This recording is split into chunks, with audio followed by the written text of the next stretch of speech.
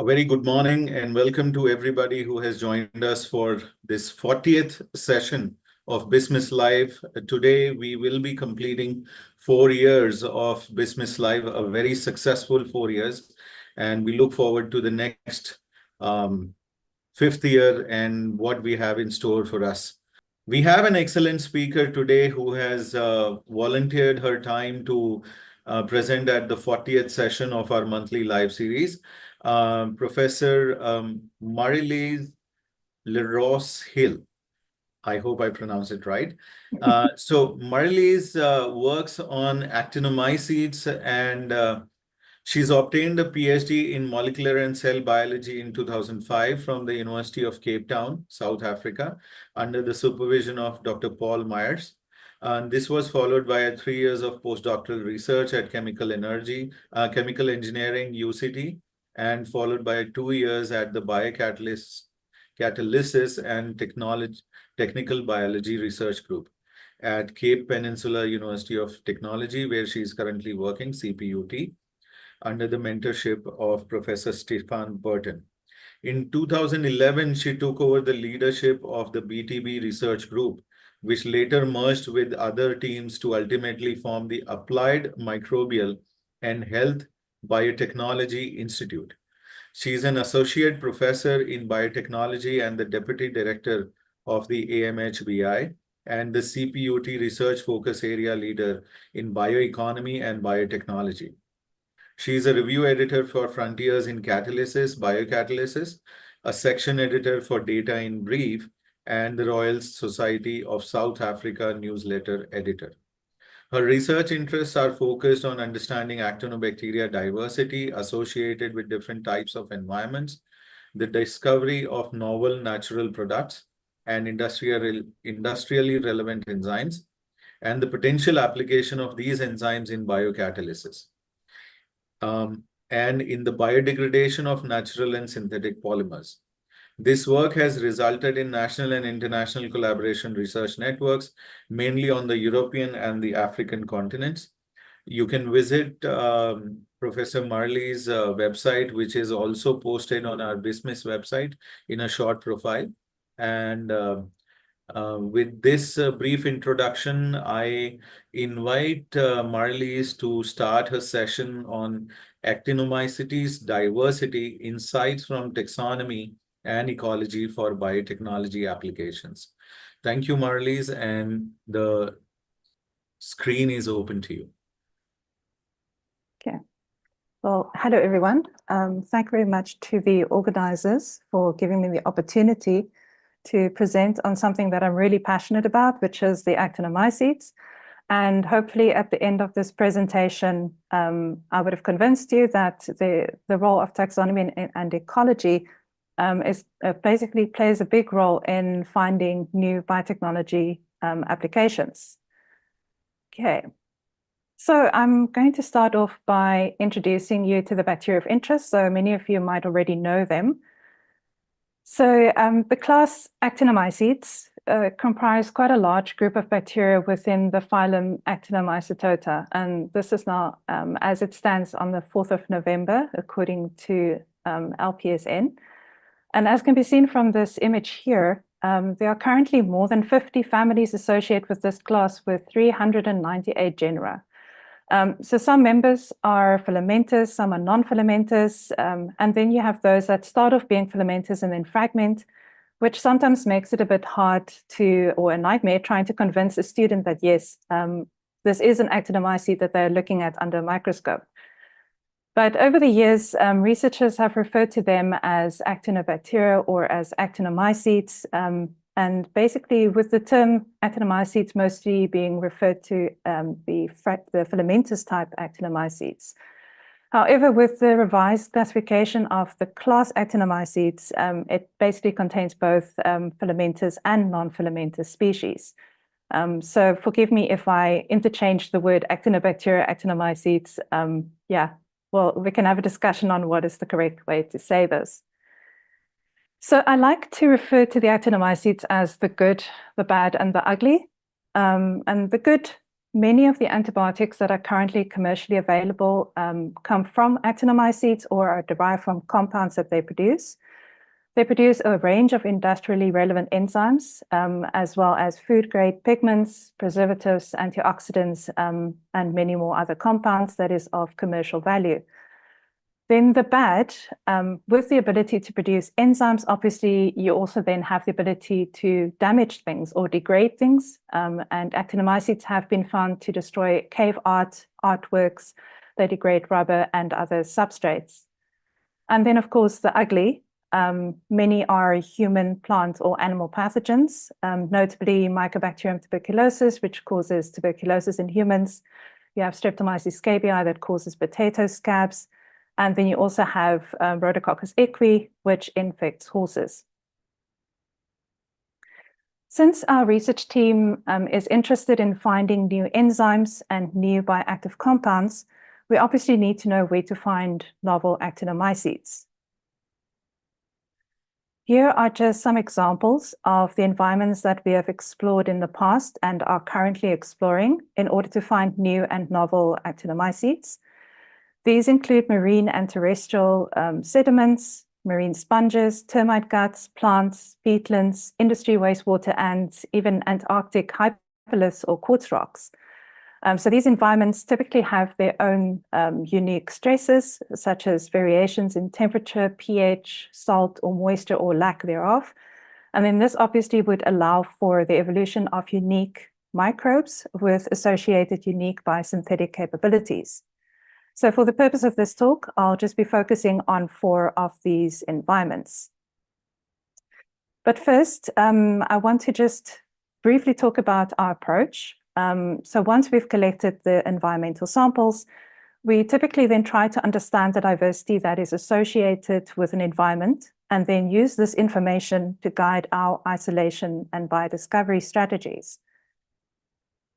As such, so we basically typically start with a metabarcoding and or metagenomics approach in order to understand who is actually present and what they are potentially doing within that environment.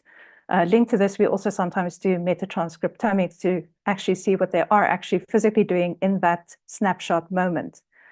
So with this metagenomic data, we can also mine for specific genes encoding for the enzymes of interest. And then for metabarcoding, we look at both bacterial and actinomycete-specific diversity. And the reason for this is that in studies, they often just report the actinomycete or actinobacteria as a component of the larger bacteria total complement, with the specific data sets not readily available or accessible. So you have to actually go and dig in those data sets to try and find it. But with actinomycete-specific metabarcoding, we can gain a deeper insight into the actinobiome of a specific environment.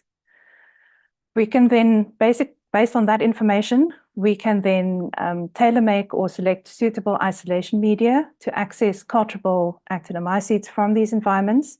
We isolate their DNA, perform genome sequencing, and the mining, genome mining, followed by gene synthesis or cloning. And then we can do functional expression also from the native strains as well.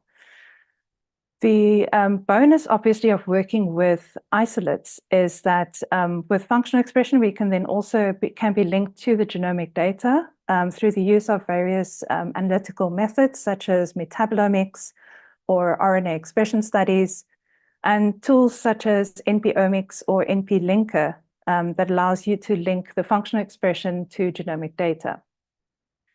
And then finally, from comparative genomics, we can relate genomic and functional data to the reason as to why certain strains can survive in specific environments. Our workflow for the determination of novel species closely follows the recommendations for the use of genomic data in the determination of a novel species, as was presented by Rahul Jaran in the previous BISMiS live talk. So once we have a talented strain identified from the functional screening, we then identify it to the genome, to the genus level using 16S rRNA gene sequencing. This then also confirms that we are actually working with an actinomycete.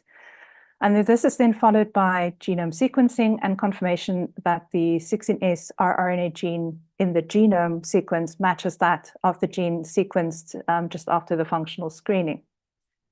Genome sequence data then goes through different analytical steps, starting with the QC of the raw sequence data and assembly. This is then followed by post-assembly QC and determination of the completeness, as well as comprehensive genome analysis, annotation using various types of tools such as RAST and eggnog. And then the strain novelty is then basically also determined through digital DNA hybridization, phylogenomics, AI, POCP. ANI is questionable, looking at the previous talk. But we also then make use of Box and Eric primer sets to basically differentiate potential clones or strains belonging to the same species. Once we have all of this information together and a novel species is confirmed, and here we will basically consider, we'll proceed then with the next step, which is usually the comparative phenotyping. And here we consider the ecological context, as well as look at substrates that are typically used or in different types of industries as a guide as to which phenotypes we should be looking at. For example, if you're looking at an industry that's interested in lignocellulose degradation, we'll make sure that we include various substrates that are typically found within lignocellulose. And then basically we submit the raw sequence, genome sequence data to a suitable sequence data repository. And we then obviously then also want to submit the strains to different culture collections. So since I'm based in South Africa, it is only logical to highlight research pertaining to one of our famous indigenous herbal teas, which is called rooibos, or Aspergillus linearis. This work was performed by a PhD student, Alaric Prince, and in collaboration with Associate Professor Bronwyn Kirby McCullough from the University of the Western Cape in South Africa, and Professor Dr. Jürgen Pleiss from the University of Stuttgart in Germany. Okay, so just a bit of introduction. Rooibos literally translates to red bush, and it is endemic to South Africa. It forms part of our very famous fynbos biome, and is world-renowned as a caffeine-free herbal tea, so a lot of people like to drink it. The plants grow in acidic soils, so typically pH 3 to 5.3, that are well-drained, nutrient-poor, and derived from sandstone. Basically, it's endemic to our west coast, and the cultivation of rooibos beyond its native range is basically a challenge. And the cause of this endemicity is still something that people want to try and find out why it only grows here in South Africa. And then, of course, the hype around rooibos is mostly due to the fact that various studies, including those from our own research institute, have shown that it has certain health benefits, and it's due to the phytochemicals that are present in rooibos. Drinking the tea provides these different health benefits that are listed here. And from my colleagues, they've basically told me to get these health benefits, you have to drink 6 cups of rooibos per day. So those tea drinkers out there, 6 cups will do it. But it's also these phytochemicals that basically drew our attention to rooibos, mainly because they are also substrates for the enzymes that we are interested in. So we were hoping to find actinomycetes associated with rooibos that have the ability to produce unique and interesting enzymes. For the study, the soil samples were collected from the rhizosphere of 6 wild rooibos plants. The physicochemical analyses of the soil samples confirmed reports in literature about the low pH of the soil. So in this case, it was pH 4 to 5.3. And the fact that the soils are nutrient poor, as can be seen basically from the low levels of carbon. So all samples were below 1% carbon content. And you also have very low levels of cations and minerals when you compare this to more nutrient-rich soils. So using actinomycete-specific metabarcoding approach, it revealed that there were 5 major contributing families, notably Mycobacteriaceae, Pseudonocardiaceae, Franchiaceae, Geodermatophalaceae, and an unassigned family. So the less prominent families that were also included, Microbacteriaceae, Micromonospiraceae, Nocardiaceae, Acidomicrobiaceae, and Nakamuralaceae. And this is basically just looking at the relative abundance. But when we looked at the core actinobiome, that contribute genera were identified to be Mycobacterium, Streptomyces, Geodermatophilus, Jatrophy habitans, Actinomycetes, Blastococcus, and some unassigned genera. But if we basically then look at literature, these different types of genera are highly adaptive. So it was actually no surprise that they were able to survive within such a harsh, nutrient-poor environment. So then basically, because we want to access new enzymes, I just want to take you through the workflow that we make use of. So for the discovery of new enzymes, it entails working both with cloned and synthesized genes, or also with native strains. And as mentioned previously, it typically starts with the sample collection from a specific environment, the isolation of the Actinomycetes strains, which is informed by the metabarcoding, and also the physicochemical properties of the environment. And then the cultivation of the isolate in different types of media. We do liquid screen for native activities. And then the talented or promising strains are then subjected to genome sequencing. And from here, we can obviously do genome mining, looking for the enzymes of interest. The novelty of the genes can be determined by analyzing them against those that have been reported in literature or in databases. And if databases are not really available, we can basically custom build a database using PyEd, which is a suite of Python scripts for the development of a database against a defined database model. Then novel genes can then be synthesized or cloned and then expressed, purified, and subjected to biochemical characterization, biocatalysis, and application. So the data generated during biochemical characterization can then be analyzed using EnzymeML, which basically is also a suite of Python scripts that's used for the generation of outputs that are machine readable and therefore not dependent on any proprietary software for reanalysis of your data. Both PyEd and EnzymeML were developed by our collaborators at the University of Stuttgart. So if you would like to know a bit more about these different suites, have a look at their GitHub pages. Okay, so just some examples of the enzymes that we are interested in include the oxidative enzymes, multi-copper oxidases, peroxidases, and tyrosinase. Some most well-known examples from the three groups include the lacase from the white rot fungus Trametes vesicular, the plant horseradish peroxidase, and tyrosinase from Agaricus bisporus, or the common button mushroom.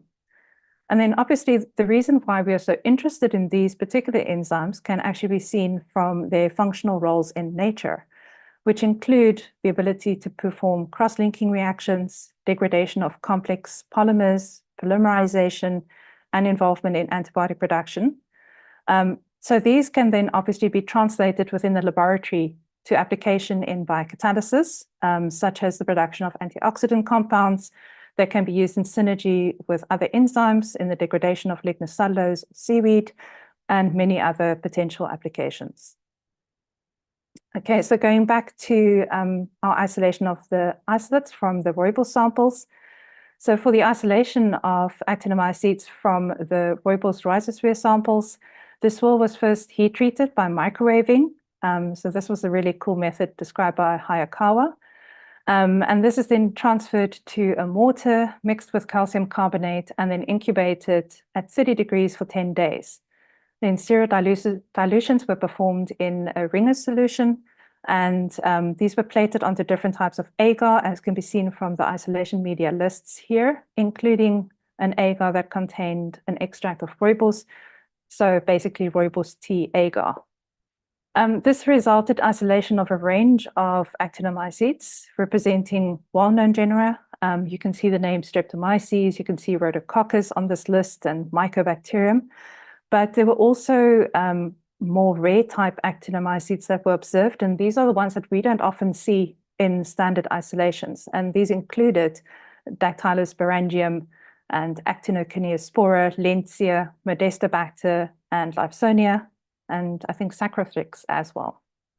As can be seen, then many of these strains exhibited activity for the enzymes of interest, and based on the level of enzyme production, we then selected 4 strains for genome sequencing so that we can do some genome mining and see what is actually happening within these organisms that basically gave them the ability to produce these enzymes.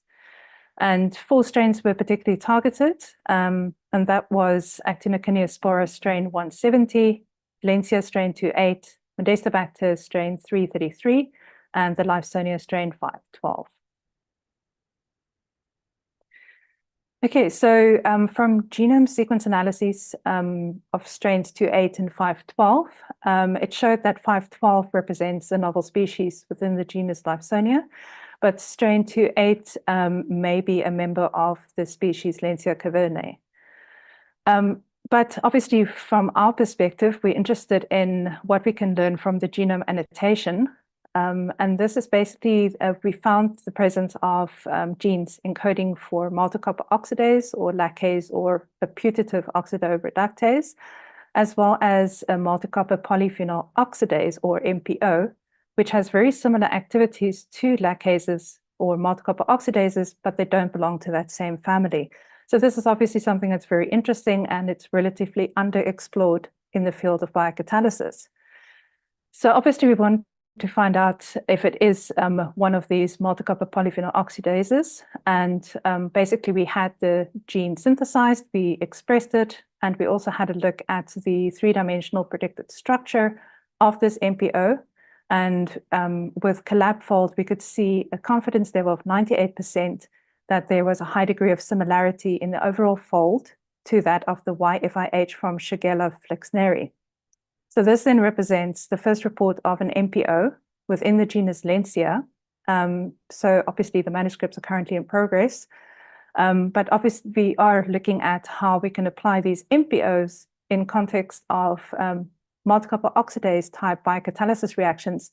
And this will basically be the first reports of this application. Okay, so now I'm just going to switch gears to an environment that's a bit more nutrient rich. So this is the peatlands in South Africa. This work was performed by a master's student, Chandra Wheels, in collaboration with Dr. Pam Wells and Alaric Prince from CPUT, and Professor Mike Meadows from the University of Cape Town, and a government entity called Working for Wetlands. Okay, so a lot of people probably go peatlands in South Africa. It is a bit of a mystery, especially since we are considered to be a water-scarce country. So most peatlands in South Africa are located along our southern coastline or near Lesotho or in the northeastern parts of the country. For this study, we targeted 3 specific sites, one representing a developing peatland, which is at Springfield, which is at the southernmost tip of Africa, a human-impacted peatland at Goko, which is estimated to be about 12,000 years old, and a non-impacted peatland called Van Kerveldsvlei, which is determined to be 40,000 years old. So first off, we looked at the physicochemical properties of these different sites, and we found that the key physicochemical parameters that differentiated the 3 sites included the high carbon-nitrogen ratio in the non-impacted peatland. Then you have high levels of calcium in both the developing and the unimpacted peatland. And then you have a high silica content in the human-impacted and developing peatland, which is usually an indicator of human activities introducing sand into the peatlands or the peat samples. These then also served as drivers for different actinobiomes that were observed in the 3 sites.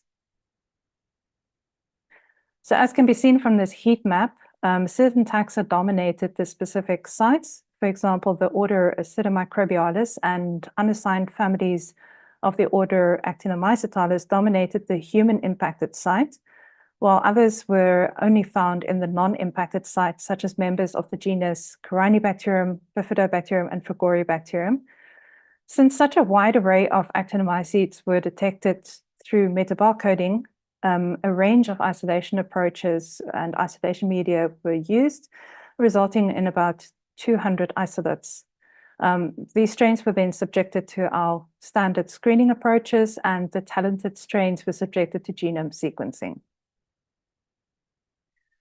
Okay, so from genome sequencing, we identified 2 strains as novel species, and this is Gordonia strain BG1.3 from the human-impacted peatland, and Actinomycetes species strain SF1.4 from the developing peatland. And as part of our project, we obviously have a look at the biosynthetic potential of the different strains, and we noticed that in the Gordonia genome, that there is the full complement of genes that are involved in the production of polyhydroxybutyrate. So as part of a project focusing on bioplastics, strain BG1.3 was then identified as a potential PHB producer or polyhydroxybutyrate, and is currently being explored further with the use of various agri-industrial wastes as substrates. The genome annotation of SF1.4, on the other hand, also, we identified 2 new multi-copper oxidases, and basically the annotation showed the presence of these multi-copper oxidases that were quite similar to that of bilirubin oxidases. And these are enzymes that are typically used in analytics for detection of bilirubin and biliverdin in basically in kidney samples. So again, we basically identified these 3-domain multi-copper oxidases in this genus Actinomycetes, the first report. And as you can see, it also have potential for application in analytics. Okay, so obviously, when looking at specific bioactivities, we can also turn to industrial waste or wastewater as a potential source of novel actinomycetes. This is an example of using wastewater from an edible oil industry in search of lipase-producing actinomycetes and also biosurfactant producers. This work was performed by 2 master students, which is Gustav Swanepoel and Chandra Wills, and was in collaboration with Dr. Pam Wells at CPT and Soil, which is Southern Oil Limited, the company that's involved in production of the edible oil. Okay, so the oil of interest is canola oil.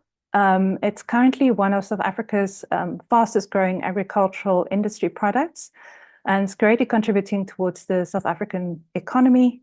For those of you who don't know, canola is an acronym for Canadian oil low acid, and is a cultivar of rapeseed that is low in urusic acid, which is a myocardial toxin which is found in other varieties of rapeseed. So because of its associated health benefits of canola oil, it has resulted in a steady increase in the production of canola oil in South Africa, with the production of canola seeds exceeding that of 126,000 tons per year at the moment. So with the production of canola oil, the water input results in generation of different types of wastewater streams, which is then captured in different tanks and can either be reused or it has to be basically requires treatment prior to discharge. So analysis of the different types of wastewater generated during the production of canola oil revealed that the wastewater that is captured in the refinery and buffer tanks may contain sufficient nutrients to sustain microbial growth, as can be seen from the information presented in the table. It has quite a high chemical oxygen demand or COD values. And there's also the presence of fats, oils, and grease or FOG. And these 2 tanks then basically were selected for targeting metabar coding and isolation of strains. Now, obviously, you can think that wastewater is already a problem when thinking about isolating environmental DNA. And you also have the presence of fats, oils, and grease. But luckily, we could work in collaboration with technicians from Marilize, and they basically came up with using a combination of their nuclear spin food genomic DNA isolation kit, as well as their genomic DNA from soil kit, where we could basically use reagents and steps from those different kits, resulting in the end with DNA that was clean enough and usable for metabar coding. So the metabar coding of the samples that were collected from the wastewater revealed that there was one major dominant OTU, and that was assigned to Propionibacterium. And basically, both in the buffer and refinery tanks, we could see this dominant OTU. But interestingly is that this OTU is then also a direct hit to the Propionibacteria that was previously reported to be an endophyte of canola. So it's interesting to see how it actually comes through from the plant all the way through into the wastewater and basically survives there. Isolates from the wastewater were then basically shown to have the ability to produce biosurfactants, as can be seen from the blood agar screening, as well as the emulsification of kerosene and the drop collapse assay. But they were also able to produce lipase, making it an excellent environment to target and access strains that produce these compounds and enzymes of interest. In a related study by one of my collaborators at the University of Bijaya in Algeria, they basically targeted wastewater generated in the olive oil industry, and it was shown that it can actually be used for inducing lipase production in a streptomycete strain, but at the same time, it also resulted in degradation of some of the products that are present within the wastewater. So from these studies and related studies reported in literature, it can be concluded that actinomycetes are an excellent candidates for application in wastewater biorefinery approaches. And this is then further highlighted by the fact that 2 of the edible oil isolates were also shown to have the ability to produce polyhydroxybutyrate. And again, this was also reflected in their genomic information. And with this then also being the first report of a micromonospora with potential application in bioplastic production. Okay, so in addition to gaining insights into industrial potential of actinomycetes found in specific environments, we can also make sure or make use of metagenomic-based studies to gain insights into environmental health. And for this part of the talk, it's help from a metagenome assembled genome, or MAG. So this work was performed by a doctoral student, Alaric Prince, 3 master's students, Danielle Mitchell, Sam Diani, and Zizipo Ntwembi, postdoc fellow Jo Marie Freerlink. And it was in collaboration with Dr. Luis Maldonado from Mexico and Dr. Paul Mayers from the University of Cape Town. So as mentioned previously, one of the environments that we are currently exploring is the marine environment. South Africa has a very large coastline with actinomycete diversity largely underexplored. So with permission from our South African national parks, or SANParks, we could collect samples along the west and southern coastline of South Africa. And we focused on rocky areas at dry sediments, as well as sediments that is found below the low tide mark and therefore always covered by seawater. And as can be seen from the information on the slide, there were slight variations in the environmental conditions within those different sites in terms of pH and temperature, with temperature ranging from 14 to 19 degrees Celsius and pH from 7.2 to 9.2. So something that's very typical for marine environments. 7.2 might be a bit low. This project also contributed to a larger project called CMAP, which is basically trying to understand biodiversity along the South African coastline. So one of the study sites that we focused on is the southernmost tip of Africa and the Agulhas Plain area. So this region is impacted by the convergence of 2 currents, which is the cold Benguela current and the warm Agulhas current, generating very interesting conditions at this particular site. The area is also dominated by the fynbos biome. And as the southernmost tip of Africa, you can imagine it is quite a prominent tourist destination. So there's a bit of human impact as well. Interestingly, this area, which is known as the Agulhas Plain, has been inundated by transgression events by seawater up to 8,000 years ago. And remnants of these events are actually also evident still in marine shells and fossils that are found in the inland lakes and river systems. the annual or the mean rainfall is about 300 to 600 millimeters, with temperatures ranging from 16 to 18 degrees, so it's quite cool. But if you remember, our developing peatland is located in this site. So these temperature conditions and the other conditions that are present then basically creates a perfect scenario for the development of peatlands. But we have that human impact taking place. Something that's also quite interesting is that the two main river systems that feed into this area contains water that is slightly brackish. So it contains salt at about 2 grams of salt per liter. It is slightly acidic to alkaline, so very similar to what you find in marine environments. And it feeds into the different lake systems, some of which have actually dried up, forming salt pans. So there's a large amount of salt that's present in those areas. And you basically then have that the surrounding soils, including that developing peatland, are quite saline. And this is basically an aspect that we observed in our previous peatland comparison study as well. So you can see that there are pressures there that could play a role in maintaining the microbial composition that might be linked to that of a marine environment. So for this reason, we went back to Springfield, the unimpacted peatland or the developing peatland, where we explored how it can compare to that of a nearby marine environment. Yeah.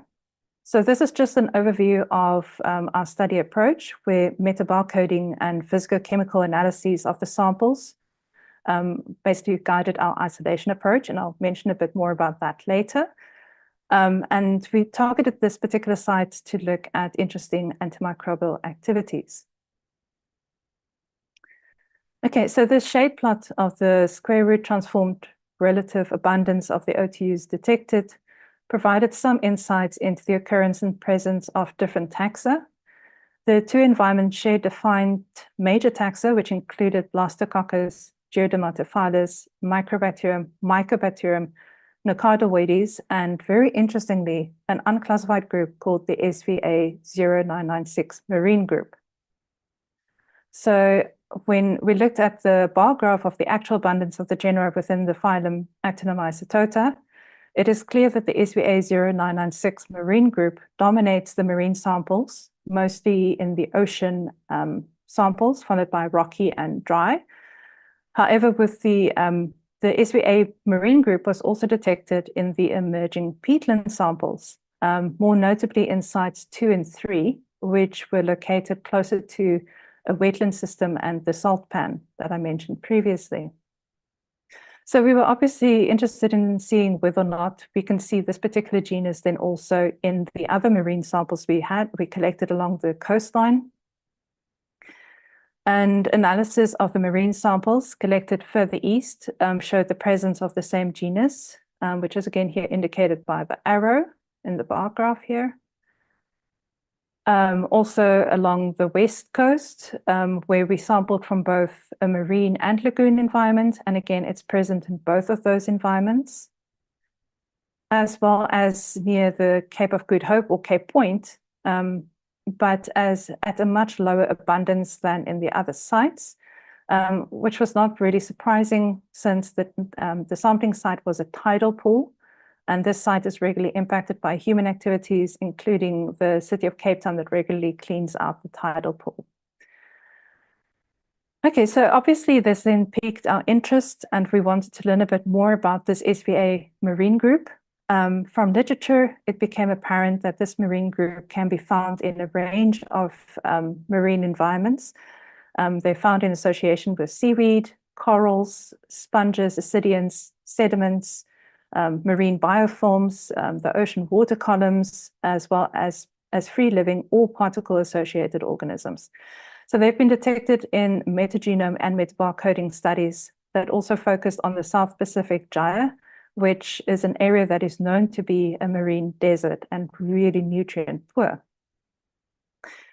From the studies, they also concluded that the SVA marine group can be considered to be a keystone species, that is responsible for the creation of species-engineered microenvironments. They play a role in stabilizing microbial modules, and they are opportunistic scavengers, utilizing substrates that are exposed by first-phase degraders and therefore seen as secondary degraders. However, very little is known about this group, obviously, because they are unculturable for now. And besides their potential role in the marine ecosystem health, we don't really know a lot about them.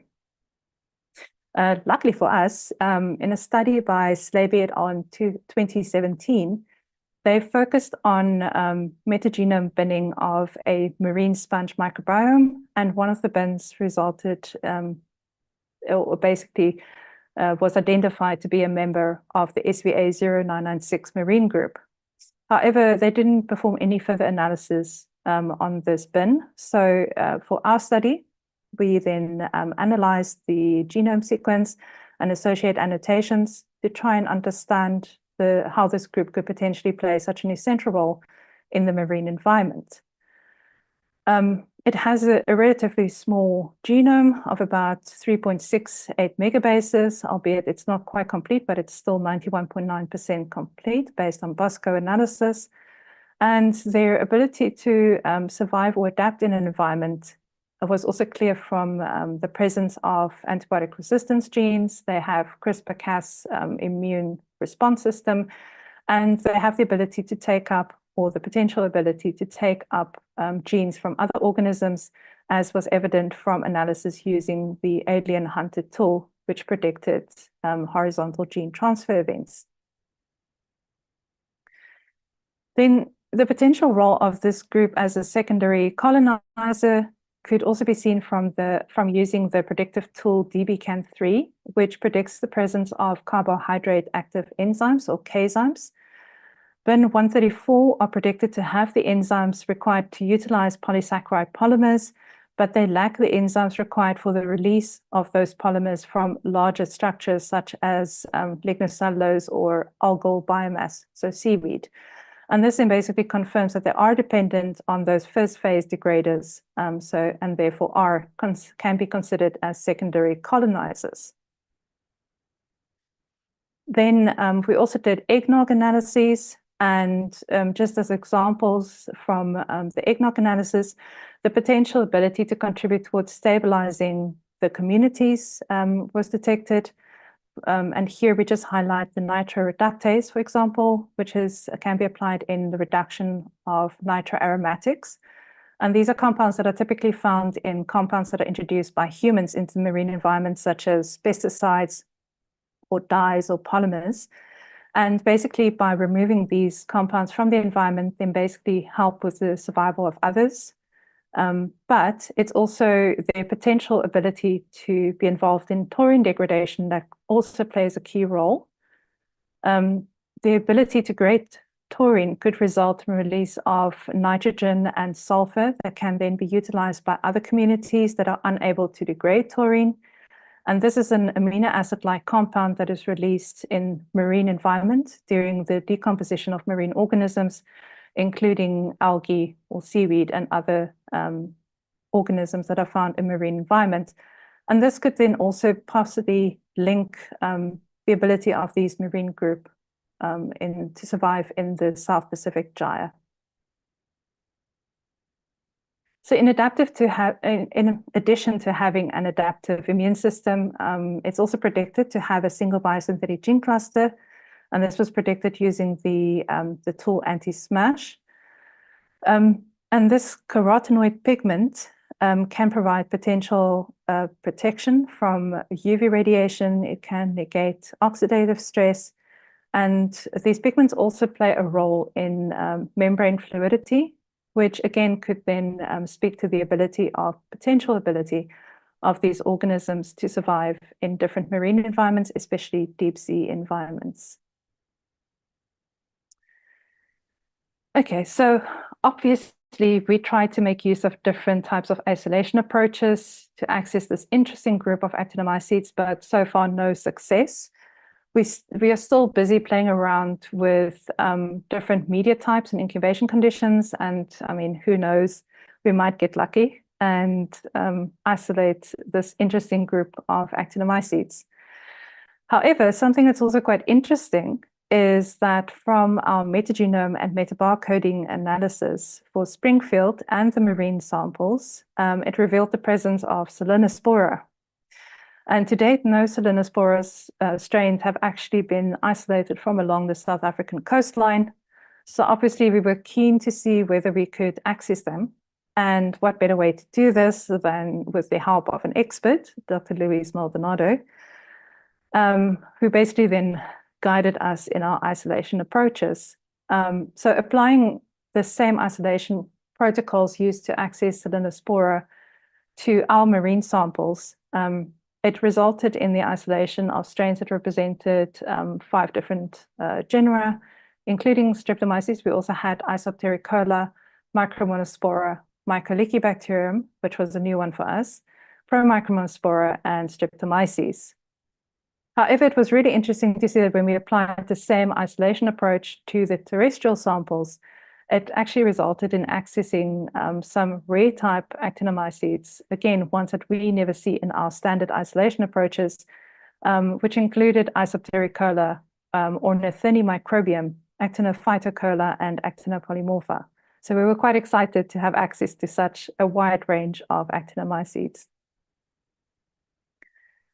And obviously, because we wanted to screen these guys to look for antimicrobial activities, it showed that both marine and terrestrial environments contained strains with very interesting antimicrobial activities, most notably against antibiotic-resistant pathogens. So this is just a cross-streak method that's shown here. It's only a few examples of strains that exhibited activity. And you can see on the slide that some of them had activity against hardy strains such as Acinetobacter baumannii, as well as E. coli, and then also against methicillin-resistant Staphylococcus aureus and Acinetobacter baumannii. But obviously, we want to see whether or not we can relate what we are seeing on the plates or the type of activities to what is actually happening, and whether they have the specific biosynthetic gene capability or presence that encode for these bioactive compounds. So this is then an example of how functional data can be linked to genomic data. This is an example of a molecular network that can be derived from metabolomics data, providing putative cluster annotations that are based on GNPS, which is the Global Natural Producers Social Molecular Networking Database. We were particularly interested in the strains that are shown here that exhibited anti-candida activity as seen from the agar disc diffusion assay images on the slide. Analysis of the genome sequences using the online predictive tool AntiSmash, we could see the presence of macrolactam antibiotics and candicidin biosynthetic gene clusters. And both of these are known to have antifungal activities. Analysis of the molecular network then also showed the presence of clusters that are annotated as candicidins, which is the group D that is highlighted, and also the presence of polyketide macrolactam related features such as group H. And this basically confirmed that those particular compounds are being produced under the conditions that we used. And this then allowed us to refine our downstream processing in order to access the compounds of interest. And then again, with the terrestrial strains, we also observed quite interesting bioactivities, also with this cross-streak. And based on this, we then subjected some of the strains to genome sequencing. And genome sequencing again revealed the presence of some novel species. In this case, we had novel cellular monospecies represented by strains Z1 and Z2. And then we also had a novel Streptomyces species represented by the clones Y25, Y26, Y27, and the strain Z8, with Z4, Z7 representing novel Isoptericola species, and the R strains that are highlighted here, and the Z6, all representing novel Streptomyces species. So here's just an example of where we had to make use of box and ERIC primers just to make sure that we are not using different strains, consider them to be different strains, but basically as clones. And this is then basically how we could differentiate between Y25, Y26, and Y27 as being clones compared to the different strain Z8. Okay, so obviously the species description of those are currently ongoing, but the benefit then of having access to so many marine actinomycete genomes is that we can then perform genome mining for genes encoding for, in this case, multi-copper oxidases. And as can be seen from the slide, there is quite a wide array of different types of multi-copper oxidases, each with their own potential application that can be found in marine actinomycete genomes. To date, there has been no description of marine multi-copper oxidases derived from actinomycetes, so this is definitely something that is unique. And we are obviously keen to explore as many as possible. But one of these that we explored is that of a multi-copper oxidase produced by a streptomycete strain, B40. So the thing that we are quite interested in learning more about is how we can use these enzymes in seaweed degradation. But with the degradation of terrestrial plants, multi-copper oxidases are considered to have auxiliary activities and then enable carbohydrate active enzymes such as glycoside hydrolases to degrade lignocellulose. However, the function of these enzymes or multi-copper oxidases in degradation of seaweed is still unknown. One way that we can find out whether multi-copper oxidases play a role is to monitor certain degradation indicators, such as the release of sugars, release of phenolics, release of proteins, etc., and looking at how it basically acts in synergy with other enzymes that are known to degrade seaweed. So synergy is basically measured by determining the effect of the individual enzymes on a substrate compared to the effect of a combination of these enzymes. And if you have a value of more than 1, it indicates synergy. If it's less than 1, it indicates that the enzymes are not acting synergistically. Okay, so when we applied this approach to the degradation of alginate that is found in the brown seaweed, Eclonia maxima, we were able to show that the B40MCO synergistically acted along with a commercial alginate lyase for the release of sugars. And this then basically highlights the potential for the application of these marine multi-copper oxidases in sugar release from algal biomass for biofuel production. So in conclusion then, I hope that I've convinced you of the value of exploring these different types of environments, especially unusual ones, such as industrial wastewater, to access actinomycetes with biotechnological potential and potential novelty. So the use of metabarcoding, metagenomics, and genomics can assist with detecting keystone species. It provides insights into the role of actinomycete genera in these different environments, and then obviously provide a guide for different isolation approaches. And basically using these different isolation approaches can lead to accessing unexpected taxa, as we found with trying to find Selenospora. We actually found a wide range of other interesting actinomycetes with new bioactivities. Then obviously, I think I'm preaching to the choir here, but actinomycetes remain a really valuable resource. Genome sequencing provides insights into their biosynthetic potential as well as their taxonomy. A wide array of industrially relevant enzymes still remains to be explored, and obviously they still have a great potential for novel antimicrobials. But obviously there's always this problem of there's so much new sequence information is being generated at such a fast pace.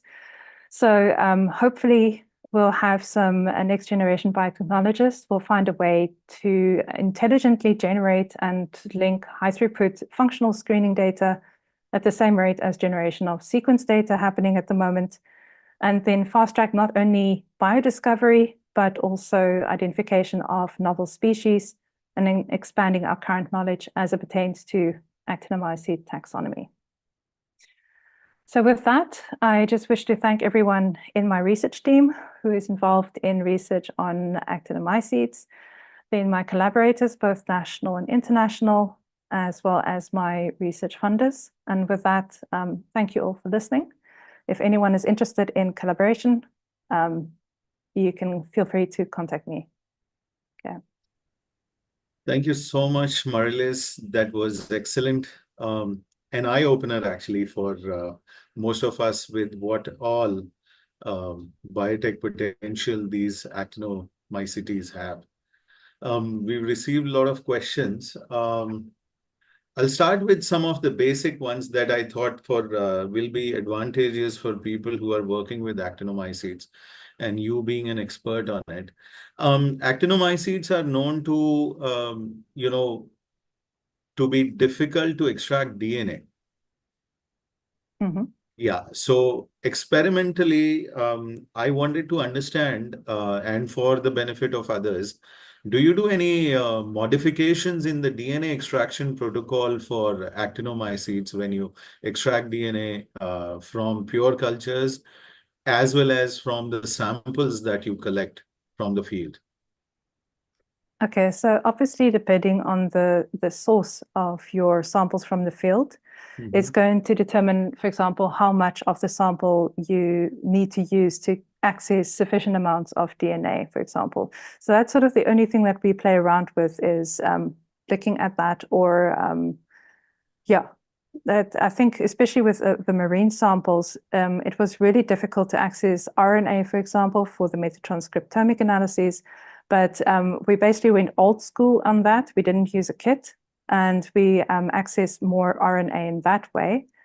But when it comes to actinomycetes specifically, so in the past, we used the Mandel and Marmer method, which used to be used for the detection of the GC content.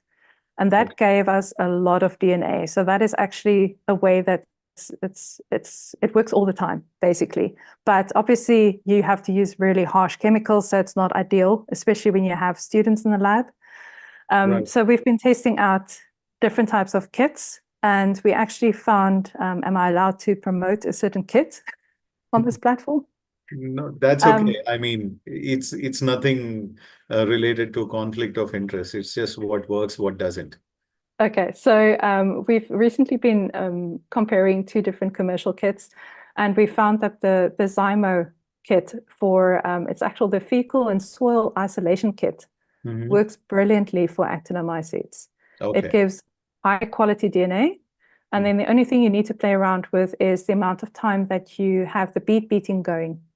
Because obviously the guys that are not spore forming, they are a bit more sensitive. So we usually just do it for a short period of time, so about 10 to 20 minutes of bead beating, where your more hardy Actinomycete, your streptomycetes, those guys we usually do about 30 to 40 minutes. Okay. But yeah, you need to play around if you've got different type of actinomycetes with the timing there. But otherwise, yeah.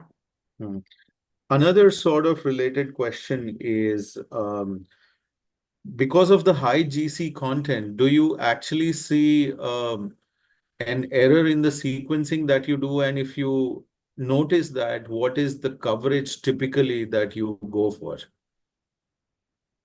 Okay, so we haven't actually had any problem with the sequencing in terms of the high GC, but we typically aim for a 50 to 60 times coverage when we do sequencing. Yeah.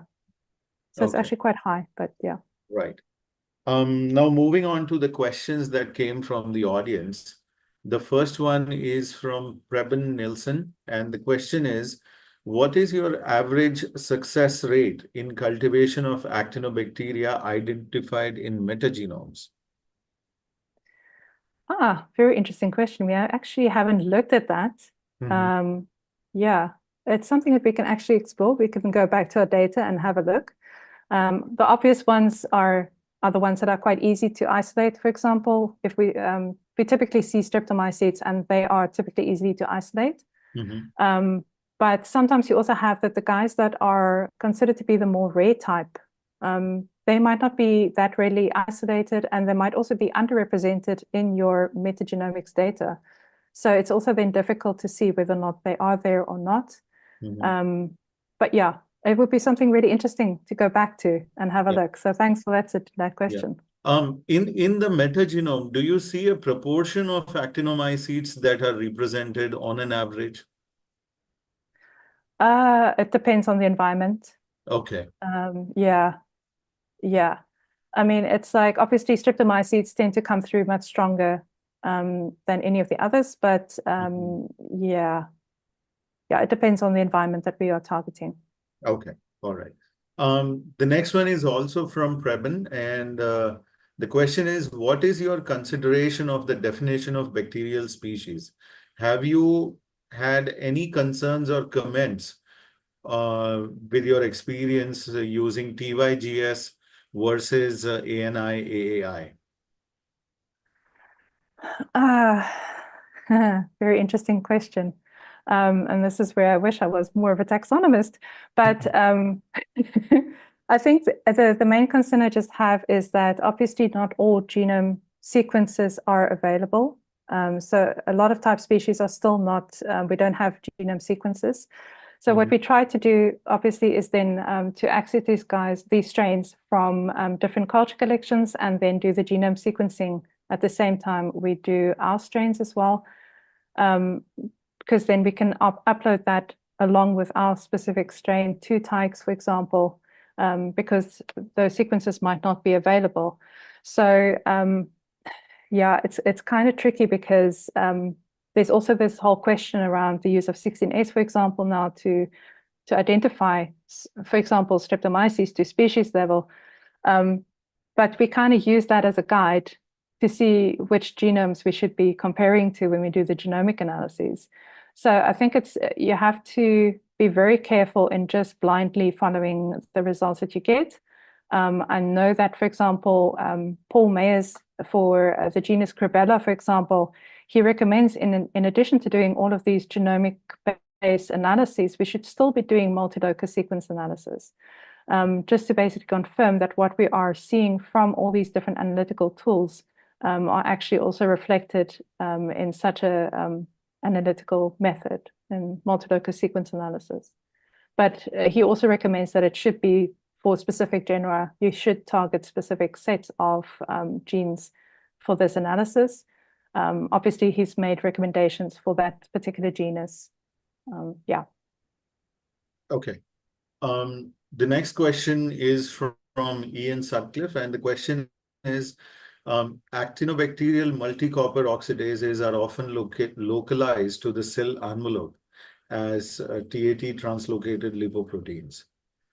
Did your MCOs have signal peptides?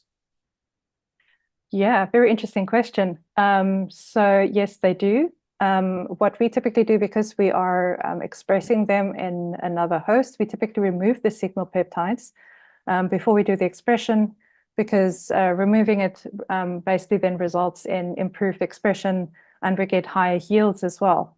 But yes, a very important multi-copper oxidase is that of COT-A, which is found in Bacillus. And that is something that's, for example, localized to the cell wall. But we haven't actually tracked the actinomycete MCOs to see where they are localized. So that would be something very interesting where we can explore in our research. Cool. This last question is actually kind of my question as well. We saw in your presentation, you've used the ISP2 medium quite a lot. Yes. And one of the audience also wants to know the composition of the medium and what are the cultivation conditions that you use for this? Okay, so ISP2 is YEMI, the yeast extract, malt extract, glucose. So it's 10 grams of malt extract, 4 grams of yeast extract, 4 grams of glucose. So that's the International Streptomyces Project medium number 2. Okay. And typical cultivation conditions, again, depends on where the strain was isolated from. Majority of actinomycetes grow at about 28 to 30 degrees. We typically shake at 160 RPM. And again, depending on the strain, it could be anything from 2 days to 12 days, or sometimes even longer, again, depending on where the strain was isolated from. We did, for example, have a strain from Antarctica, and obviously that required a much lower temperature for growth. But yeah, ISP2 is, I don't know, they just love the malt extract, I think. Yeah.